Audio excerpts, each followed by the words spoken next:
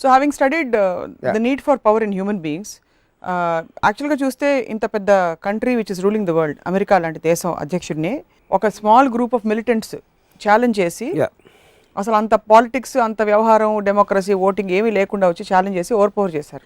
First of all I think it's wrong to say it is an incident ఒక dramatic incident అనేది అంత world wide ఒక publicity వచ్చిన aspect అది. But that is not what America or American leadership is about. అది మనకి వేరే thing America ఏం చేస్తుంది, అమెరికాలో కానీ మొత్తం ప్రపంచం దాని మీద ఉన్న ఇన్ఫ్లుయెన్స్ని మనం దీన్ని ఒక ఇన్సిడెంట్ తోటి కంపేర్ చేసి బీరిట్లు చేస్తాం. That is a law and order problem. That is against the law of the land of somebody trying to threaten. That will be taken due course. 26/11 అవ్వచ్చు, లేకపోతే ఇది అవ్వచ్చు, ఏదైనా అవ్వచ్చు. బట్ ఒక కాంటెక్స్ట్ లో మీరు తెలివి గురించి మాట్లాడుతూ డెఫినెట్ గా ఇది స్కీమ్ చేసిన వీళ్ళకి తెలివితేటలు ఎక్కువ ఉన్నాయని చెప్పారు. తెలివితేటలు అది పాయింట్. తెలివితేటలు ఆబ్వియస్లీ ఎక్కువ ఉన్నాయి, ఎందుకంటే అమెరికా అనేది తెలివైంది. బట్ ఏ సిస్టమ్ అయినా కూడా అప్పటి వరకు ఎవాల్వ్మెంట్లో వచ్చిన దాంట్లో they are prepared for what happen till then. ఎప్పుడైతే ఒక ఇండివిజువల్ దాన్ని ఓవర్కమ్ చేసి ఆడికి ఒక కొత్త ఐడియా వచ్చినప్పుడు you're caught by surprise. That happens in the world all the time.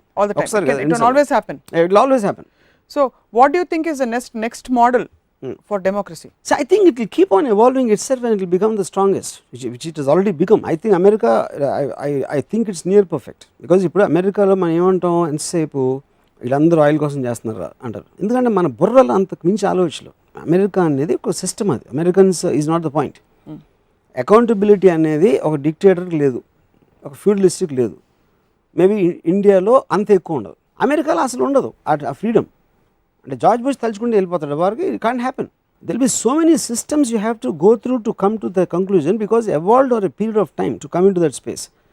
కానీ మనకి అంటే ఇప్పుడు జార్జ్ బుష్ అంత ఆయిల్ వార్ అంటే ఆయిల్ ఇంట్లో పెట్టుకుంటారా జార్జ్ బుష్ ఆయిల్ డబ్బులని తీసుకెళ్ళి what will you do for the money?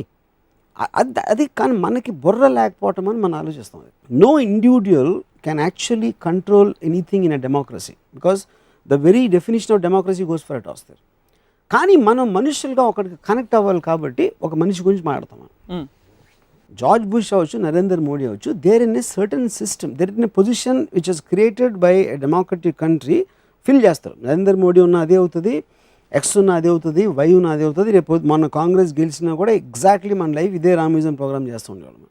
అయ్యే సినిమాలు రిలీజ్ అవుతాయి, అయ్యే ప్రాబ్లమ్స్ ఉంటాయి కంట్రీలో, ఏమి చేంజ్ ఉండదు. Some things are timeless. Yeah, but only change is Narendra Modi face changes. ఇందులో సోనియా గాంధీ మొహం బదులు నరేంద్ర మోడీ మొహం వస్తుంది అంతే. అంత తప్ప ఏ మార్పులు రావు. ఎవరి వల్ల ఎవరి జీవితాలు ఒరగవని చెప్పేశారు. It's a new film which released, which became a blockbuster.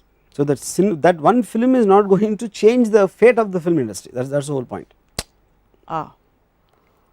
మంచి ఎగ్జాంపుల్తో ఎక్స్ప్లెయిన్ చేశారు.